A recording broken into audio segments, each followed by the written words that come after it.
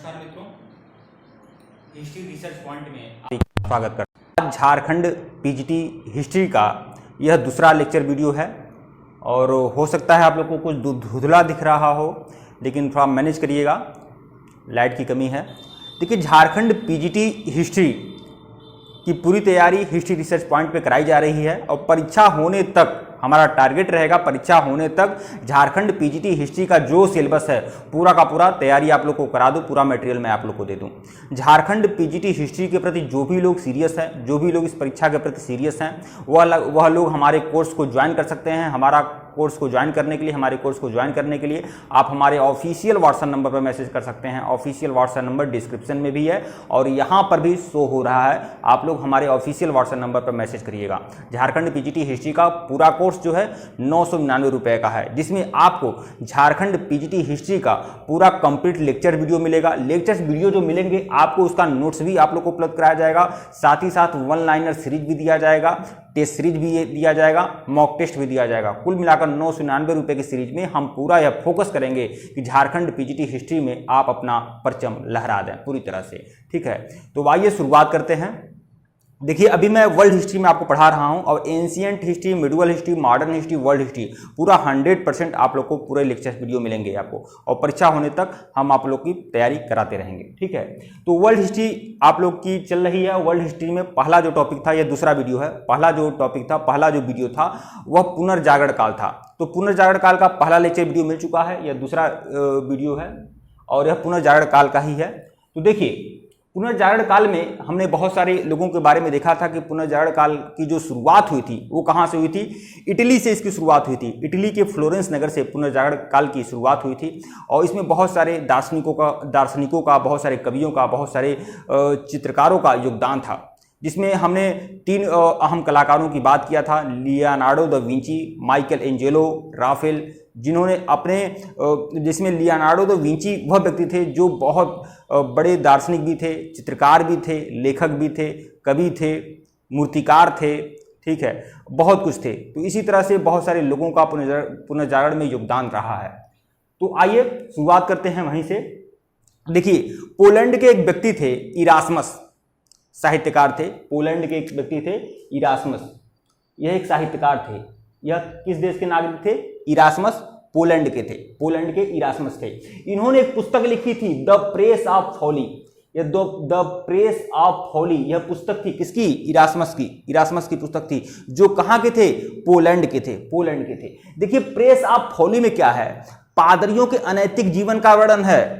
अरे भाई, जो पादरी लोग जो लोग थे पुनर्जागरण काल में, मतलब 15वीं 16वीं सदी में इतना ज़्यादा अनैतिकता हो गया था, इतना ज़्यादा धर्मांधता हो गई थी ईसाई धर्मों में, क्योंकि ऐसा माना जाता, कभी यह भी माना जाता था कि आप पाप करते रहिए, खूब पाप कर लीजिए और कुछ पैसे देकर, कुछ गिफ्ट देकर पादरी से, फादर से आप क्षमा पत्र ले लीजिए।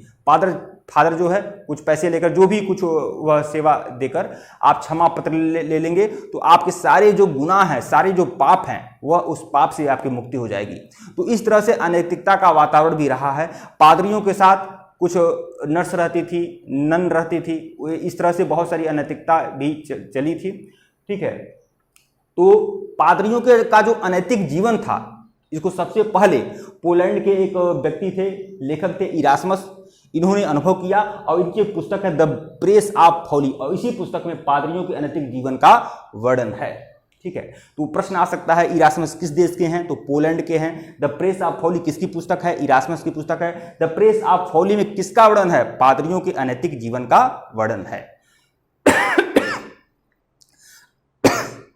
एक बात और कहना चाहूंगा आप लोग को। देखिए, सौरमंडल का केंद्र, अच्छा, हमारे देश में बहुत पहले गुप्त काल में ही खोज हो गई थी कि सौरमंडल का केंद्र कौन सा है।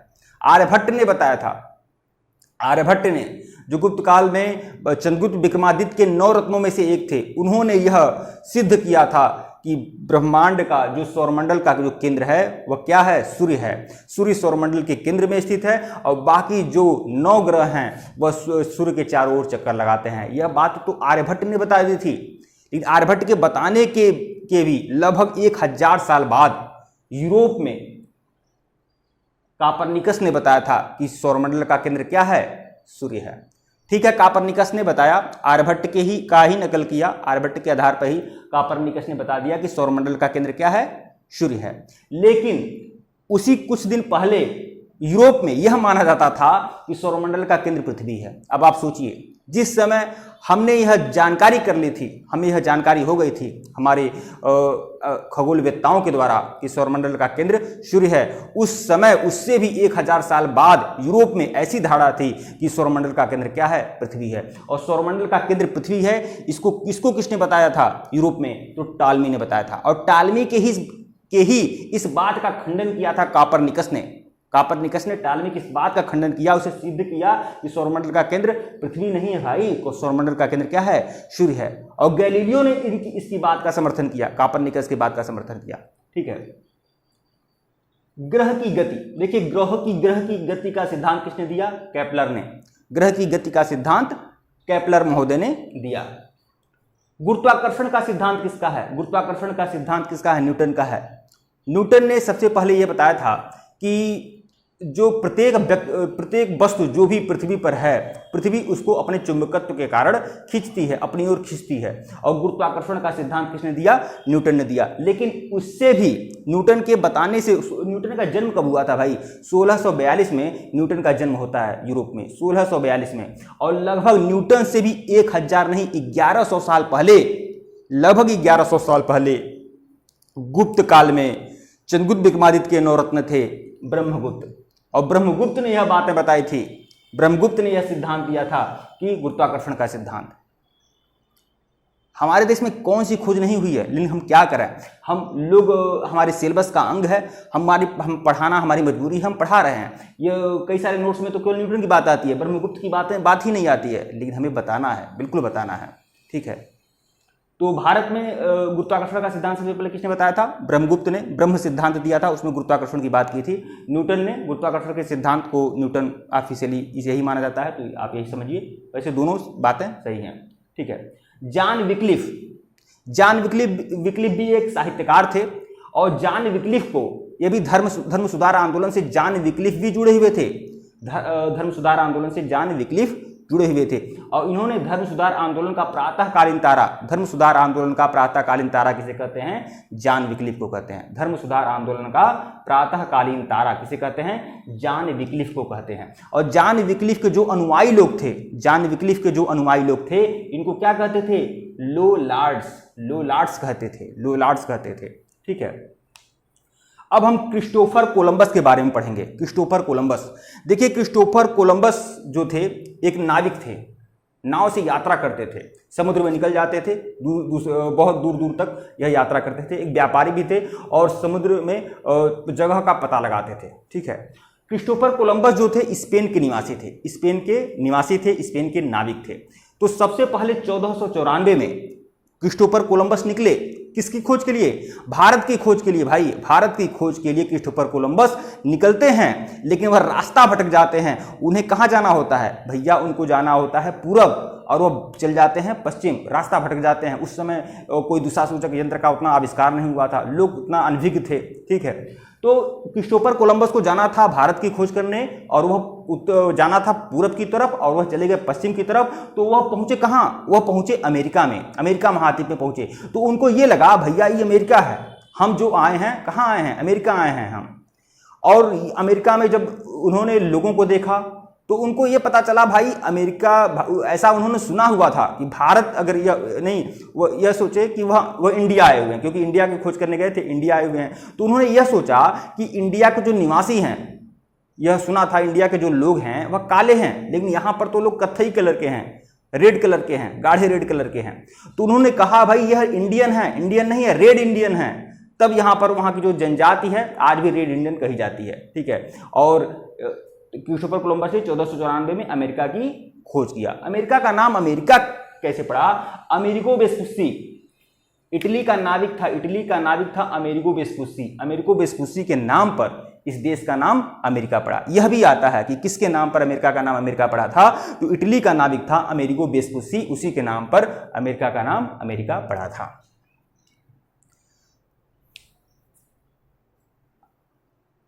अब देखिए प्रशांत महासागर का नाम प्रशांत महासागर किसने रखा?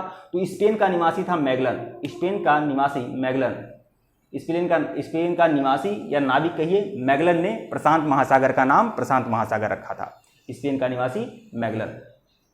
और मैगलन वह व्यक्ति था जो समुद्री मार्ग से पूरे विश्व का चक्कर लगा दिया था। सबसे पहले पूरे विश्व का चक्कर लगाने वाला वह व्यक्ति कौन था? तो वह मैगलन था, जो समुद्री मार्ग से पूरे विश्व का चक्कर लगाने वाला व्यक्ति कौन था? मैगलन। कहाँ का था? तो यह स्पेन का था, और इसी ने सबसे पहले किसका प्रशांत महासागर का नाम रखा था। ठीक है मित्रों, वीडियो को लाइक और चैनल को सब्सक्राइब करेगा, टेलीग्राम बिल्कुल ज्वाइन करेगा, लिंक डिस्क्रिप्शन में दिया गया है। और किसी भी प्रकार का कोई प्रश्न है तो आप लोग कमेंट बॉक्स में कमेंट करिएगा, मैं वीडियो बनाने का प्रयास करूंगा। और झारखंड पीजीटी हिस्ट्री का बैच लॉन्च हो चुका है, यह दूसरा वीडियो है, आप लोग देख रहे हैं। और सिर्फ 999 रुपये के पैकेज में आप लोग को यह पूरा मटेरियल मिल रहा है। ठीक है, 999 रुपये के पैकेज में आपको पूरा का पूरा कंप्लीट लेक्चर्स वीडियो मिलेगा, उसके नोट्स भी आप लोग को मिलेंगे और वन लाइनर सीरीज भी मिलेगा। हमारा जो 5500 क्वेश्चन की वन लाइनर सीरीज है उसका भी मैं प्रैक्टिस करा रहा हूँ। 5500 क्वेश्चन की जो वन लाइनर सीरीज है उसका भी प्रैक्टिस करा रहा हूँ। प्लेलिस्ट में जाइएगा, Jharkhand PGT history one liner के नाम से प्लेलिस्ट बनी हुई है, प्लेलिस्ट में जाइए और सभी वीडियो को देखिए। ठीक है, 5500 क्वेश्चन की जो वन लाइनर सीरीज है उसमें ज़्यादातर प्रश्न दिल्ली टीजीटी पीजीटी में पूछे हुए थे, ज़्यादातर प्रश्न केवीएस टीजीटी पीजीटी में पूछा हुआ था। हम बहुत सारी जो सर्वमान्य पुस्तकें होती हैं, हम जो भी मटेरियल आपको देते हैं बस यूं ही नहीं देते हैं, कई सारी जो सर्वमान्य पुस्तकें हैं, लगभग 14 से 15 किताबें जो ancient history, middle history, modern history, world history पढ़ने के लिए, समझने के लिए बहुत ज़्यादा पर्याप्त होती हैं। उन सभी पुस्तकों का समग्र विश्लेषण करके आप लोग के सामने सारे मटेरियल उपलब्ध कराता हूं। तो इसे हल्के में बिल्कुल मत लीजिए, नज़रअंदाज बिल्कुल मत करिए, परीक्षा होने तक हमारे साथ लगे रहिएगा। तो जिनको भी चाहिए, जिनको भी हमारे कोर्स को ज्वाइन करना है, वह लोग हमारे ऑफिशियल व्हाट्सएप नंबर पर मैसेज कर सकते हैं। धन्यवाद आप लोग को। वीडियो को लाइक और चैनल को सब्सक्राइब करेगा, और इसके पहले का वीडियो नहीं देखे हैं तो प्लेलिस्ट में जाइएगा, Jharkhand PGT history lectures video के नाम से प्लेलिस्ट बनी हुई है, प्लेलिस्ट में जाइए और सभी वीडियो को देखिएगा। धन्यवाद आप लोग को।